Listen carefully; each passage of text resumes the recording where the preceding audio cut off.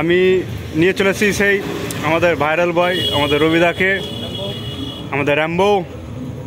তো আজকে আমরা ঠাকুর দেখতে পেরেছিলাম আজিগঞ্জ মুর্শিদাবাদ।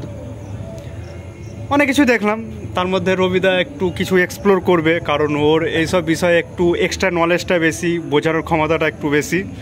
সেই জন্য ওকে আজকে এই ডিপার্টমেন্টটা দিয়েছে যে ও এক্সপ্লোর করুক সেই জিনিসটা। তো let's start, roll camera action. তো রবিদা বলো তোমার এক্সপেরিমেন্ট, এক্সপ্লোর যেটা করবে, যা খুশি যাই হোক বলো। প্রথমে আগামী দিনগুলো শুভ ও মঙ্গল কাটুক এই কামনাই করি। মা দুর্গার কাছে এটাই প্রার্থনা, সকলের যাতে মঙ্গল হয়, অশুভ বুদ্ধিগুলো সব লোপ পেয়ে যায়।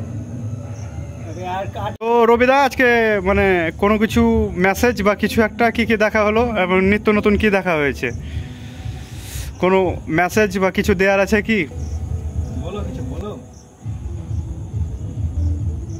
না, রবিদা এখন চিন্তার মধ্যে পড়েছে। যাই হোক কোনো কিছু একটা। তো হ্যালো বন্ধুরা, এই যে কুকুরটিকে দেখতে পাচ্ছেন, এই কুকুরটি সেই ছোট্ট কুকুর যা আমি 10 বছর আগে রাস্তা থেকে কুড়িয়ে পেয়েছিলাম, কিন্তু আমার কাজের জন্য এই কুকুরটাকে মাঝপথে ছেড়ে দিতে হয়েছিল। সেই কুত্তাটার সাথে আবার দেখা। এই কুত্তাটাকে আমার পরিচিত এবং আমার বন্ধুদেরকেও চিনে। এই কুত্তাটা কাউকে কামড়ায় না, খুবই ভালো এবং শান্ত কুকুর। এ শুধু খাবার চাই আর আদর চাই, আর বাকিটা শুধু ওদের দায়িত্ব হচ্ছে মালিককে সেবা করা আর এলাকাকে শান্তিপূর্ণ রাখা। আমের বাগানের ব্যবসা, গরুর ব্যবসা, দুধের ব্যবসা, জমি জায়গা চাষবাস আছে। না, আমবাগানের ভিডিওটা অ্যাকচুয়ালি যাই হোক ভালো বক্তব্য দেওয়া হয়েছে বলে ভিডিওটা একটু ভাইরাল হয়েছে। তাই তো তোকে আবার নিয়ে এসেছি নতুন করে, যাতে নতুন কিছু মানে বলা যায় বা নতুন কিছু একটা মেসেজ। যেমন তুই আজকে যেমন বললি যে তুই ঠাকুর দেখতে গেলি, কত রকমের কত কি দেখলি, যে এখন অনেক কিছু অবলুপ্ত হয়ে গেছে। সামনে নেক্সট মানে আরও 5 বছর পর আরও অনেক কিছু বিলুপ্ত হয়ে যাবে।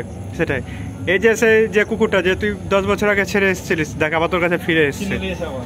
কিন্তু মানুষ হলে আসতো না, মানুষ সালা 1 নম্বর বেইমান। মানুষ হলে কখনো কোনো সময় আসতো না, বুঝতে পারলি কিনা? যাই হোক রবিদা, চাপ নাই, লেগে থাক, তোকে আমি একদিন ঠিক ভাইরাল করে দেবো। তোর কাছে কি খাবার আছে তো এখন?